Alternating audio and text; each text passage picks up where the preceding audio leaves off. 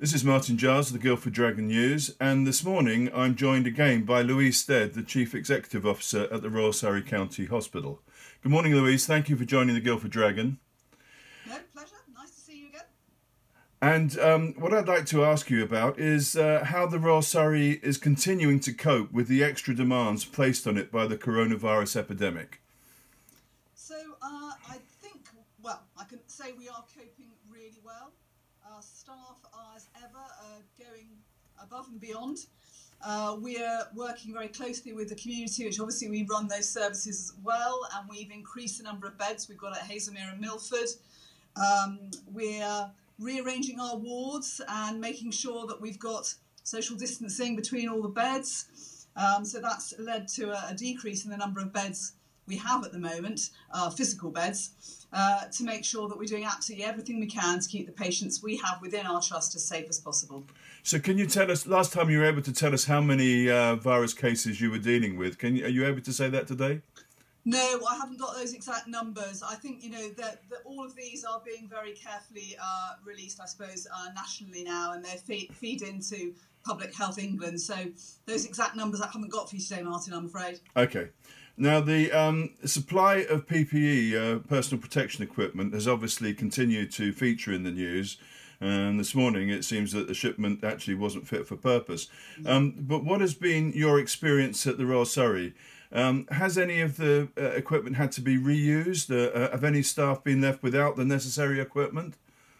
No, we've been very fortunate that we've had a very regular supply of PPE during the pandemic. Our procurement team have worked 7 days a week and done a fantastic job. So we are and we always have followed the national PPE guidelines to the letter. We've been, lots of places have been really, really helpful. We've had local manufacturers making visors and things that they've dropped off. So all of that has been very useful, not necessarily for our frontline staff, but for other people working in other areas of the trust. But between infection control and our procurement team, I can say that we have always followed the guidance, and we've been very fortunate with the way we've managed to be able to get a hold of PPE. Okay, and have you been able to depend on your normal supply routes, or have you had to use your initiative to create new suppliers? So I mean, there are two ways really, I suppose. There's a national sort of push model whereby you're putting in a return every day and what's being delivered is pushed out based on need. But of course, beyond that, we already had some other routes for which we were normally getting some of our PPE. So it's a combination of the two, really. But the majority are from the national route. Okay, and moving on to the ventilating equipment, which has sort of gone out of the headlines a bit lately, Yeah. Presumably because you have sufficient supply and the oxygen, obviously, you need to go with it. Is that the case? Yes, we've been very fortunate in being able to increase our supply of oxygen. So that's made a big difference to us. And we have had plenty, well, we've had enough ventilators to deal with the cases we've had, including some of the new ventilators from Mercedes that were featured on the news a few weeks ago. So yes, we've been fortunate with being able to match our capacity to our demand. And has the rate of sickness and isolation in your staff become a problem, or is it still manageable? To be honest, it's been pretty stable throughout the whole thing. We've run at sort of between 10% and 8%.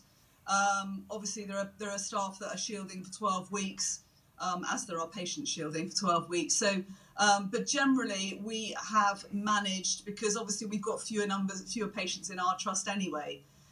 So more patients in our ITU, but fewer patients generally. So we've been able to move staff around. Okay. Now, I know you can't comment on statistics specifically, but how are the statistical trends, some of which are published, but I'm sure you're privy to others, affecting your planning? Is it as expected at the hospital that we are over the peak here locally, as the PM has said nationally? Well, I think it's very, very difficult to say that. We've said nationally, obviously, they've said they think we're over the peak. We have fewer numbers within our trust than we did a couple of weeks ago. So you could say, yes, looking at that, it looks like we are over the peak from a numbers point of view.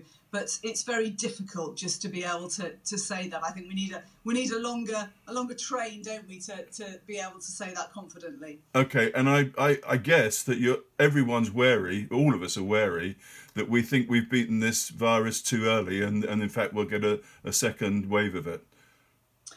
Well, it's interesting, isn't it? I mean, who knows, really? I think that if you look nationally at what's happened, that isn't necessarily the case as people come out of lockdown. They've seen some slight increase, haven't they, in cases reported. If you look at Germany, as they've just started to come out of lockdown.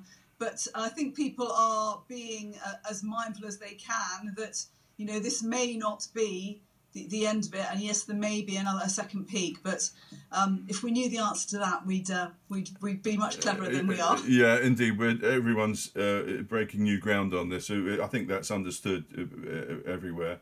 Have you heard of any cases where patients you've treated or anyone that's been infected has been reinfected, as a matter of interest? No, I haven't heard of that. No, okay.